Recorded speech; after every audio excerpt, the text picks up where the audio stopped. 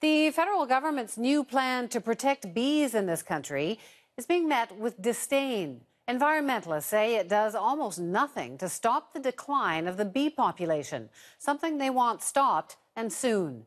Margot McDermott reports. This hive's dead.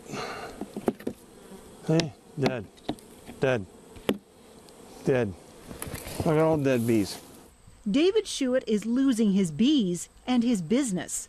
37 million bees, more than half his colonies, have died. He's convinced they're being poisoned by pesticides. And they die excruciating, terrible death. Their tongues stick out, the venom drips out of their backsides. They lose complete control of themselves. There's growing evidence that bees are being affected by pesticides called neonicotinoids. Corn and soybean seeds usually come coated with them. Health Canada is bringing in new guidelines for safer planting and new warning labels on the packaging, but it's still allowing the pesticides to be sprayed.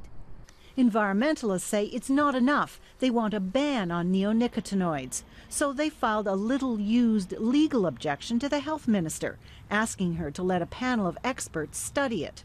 You know, what we really think that government should be focused on right now, as Ontario, Quebec, and Manitoba go through massive bee die-offs, is really whether or not these products should be on the market in light of their impacts on pollinators. Bees have been dying off around the world for years. In Europe, protests have prompted a trial ban.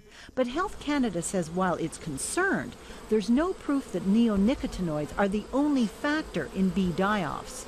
The evidence just right now does not dictate a ban, and so we're going to do a thorough scientific assessment before we take any further action. But David Schuett says he has all the evidence he needs and wants the pesticides banned. The bees do 80% of the world's pollination. When there's no bees, there's no fruit. Health Canada is asking for public comments on its new rules for the pesticides.